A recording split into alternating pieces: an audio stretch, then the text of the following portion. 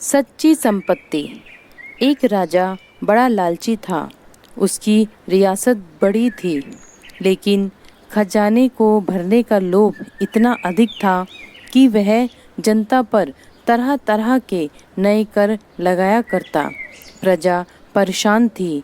एक संत ने उस नगर में डेरा डाला हुआ था।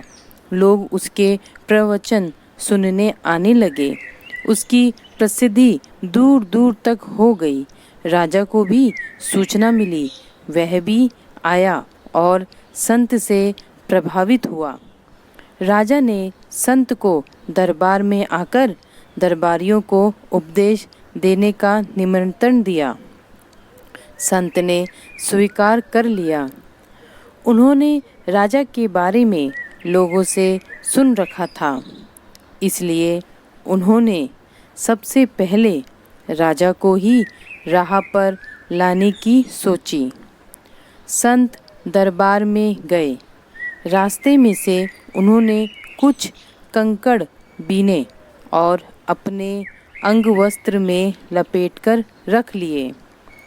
वह दरबार में बैठे थे। उस दौरान कंकड़ कपड़े में से निकलकर दरबार में बिखर गए। राजा ने पूछा, महात्मा जी, आपने ये कंकड़ क्यों साथ रखे थे?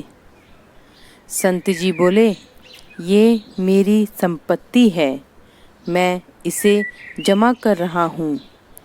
मरने के बाद भगवान को भेंट करूँगा, इसलिए इसे सदा साथ रखता हूँ। राजा हंसा और बोला, महात्मा जी, मैं तो आपको बड़ा ज्ञानी समझता था। आप जैसा ज्ञानी अगर यह कहे कि वह मरने के बाद कुछ लेकर ऊपर जा सकता है तो बड़ी हंसी आती है। ऐसा कभी होता है क्या? संत बोले, यदि सचमुच ऐसा नहीं होता तो तुम प्रजा का खून चूसकर इतना धन क्यों इकट्ठा कर रहे हो?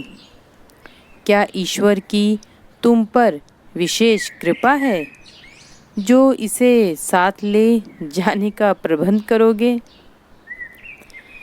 राजा लज्जित हो गया। बात सोचने की है। लालच का कोई अंत नहीं। इच्छाएं तो कहीं जाकर रुकेगी ही नहीं। लोलुपता तो असीम है। इससे बेहतर है कि धन संग्रह के बदले पुण्य संग्रह किया जाए। एक यही सच्चा धन है जो हमारे साथ जाएगा।